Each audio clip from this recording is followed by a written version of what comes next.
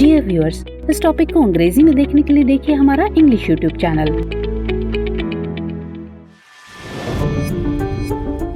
दृष्टि है इसके टू द पॉइंट प्रोग्राम में आपका स्वागत है। आज का हमारा विषय है क्या होता है अल नीनो। आइए जानते हैं कि ये चर्चा में क्यों है। हाल ही में सामने आए पूर्वानुमान के मुताबिक इस वर्ष हमें अल नीनो प्रभाव देखने को मिल सकता है, जिससे भारत में मानसून पर प्रतिकूल प्रभाव पड़ सकता है। चलिए अब जानते हैं कि अल नीनो क्या है।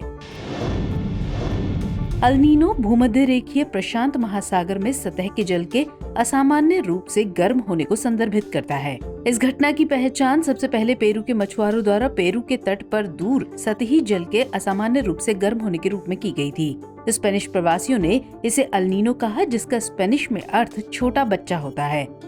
ये अल नीनो दक्षिणी दोलन या एल नीनो सदर्न ऑसिलेशन संक्षिप्त में ENSO घटना का सामान्य से अधिक उष्ण चरण है, जिसके दौरान भारत सहित विश्व के कई क्षेत्रों में आमतौर पर गर्म तापमान और सामान्य से कम वर्षा होती है।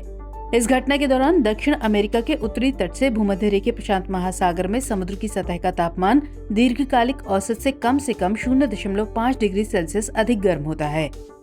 इसके विपरीत इस घटना का एक अन्य चरण है ला नीना। ये इस क्षेत्र में समुद्र की सतह के जल के असामान्य रूप से ठंडा होने के रूप में जाना जाता है। ये भारत में अच्छी वर्षा में सहायक होता है। एक तीसरा तटस्थ चरण भी होता है, जिसमें समुद्र की सतह का तापमान मोटे तौर पर दीर्घकालिक औसत के अनुरूप रहता है। प्रशांत महासागर में इन तीनों चरणों को मिलाकर अल नीनो सदर्न ऑसिलेशन या ENSO कहा जाता है। आइए अब जानते हैं अल नीनो की प्रक्रिया। अल नीनो की घटना एक नियमित चक्र नहीं है, बल्कि 2 से 7 साल के अंतराल पर अनियमित रूप से घटित होती है। जलवायु विज्ञानियों ने निर्धारित किया है कि अल नीनो दक्षिणी दोलन के साथ साथ होता है। दक्षिणी दोलन उष्णकटिबंधीय प्रशांत महासागर के ऊपर हवा के दबाव में बदलाव है। जब पूर्वी उष्णकटिबंधीय प्रशांत या अल नीनो में तटीय जल गर्म हो जाता है, तो समुद्र के ऊपर वायुमंडलीय दबाव कम हो जाता है। अल नीनो या ला नीना की घटना प्रशांत महासागर में सतह के जल के असामान्य रूप से गर्म होने या ठंडा होने से नहीं होती है, बल्कि इसके लिए संबंधित वायुमंडलीय स्थितियां भी होनी चाहिए। आइए अब जानते हैं अल नीनो के प्रभाव को। अल नीनो समुद्र के तापमान, समुद्र की धाराओं की गति एवं शक्ति के साथ ऑस्ट्रेलिया से दक्षिण अमेरिका और उससे आगे के स्थानीय मौसम को प्रभावित करता है। भारत में अल नीनो कमजोर मानसून और सामान्य से कम वर्षा से जुड़ा हुआ है, क्योंकि ये हवाएं भारतीय ग्रीष्मकालीन मानसून का प्राथमिक स्रोत हैं। इससे दक्षिण अमेरिका में वर्षा में भारी वृद्धि होती है, जिससे तटीय बाढ़ और कटाव की स्थिति देखने को मिलती है। इसका कभी कभी सकारात्मक प्रभाव भी हो सकता है। उदाहरण के लिए ये अटलांटिक में तूफान की घटनाओं को कम करता है।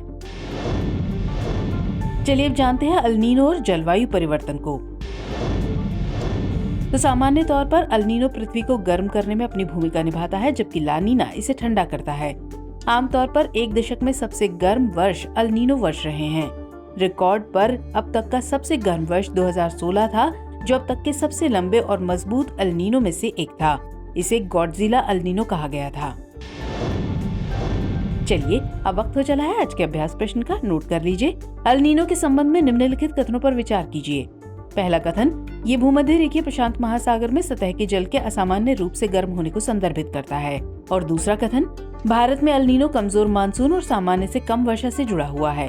आपको बताना है कि इनमें से कौन सा या कौन से कथन सही है या सही है। A केवल 1, B केवल 2, C 1 और 2 दोनों, या फिर D ना तो 1 और ना ही 2। तो सवाल का जवाब कमेंट सेक्शन में जरूर दीजिएगा। साथ ही बताइए कि आपको हमारा ये प्रोग्राम कैसा लगा। मिलते हैं अगले प्रोग्राम में किसी और खास विषय के साथ। तब तक के लिए जय हिंद।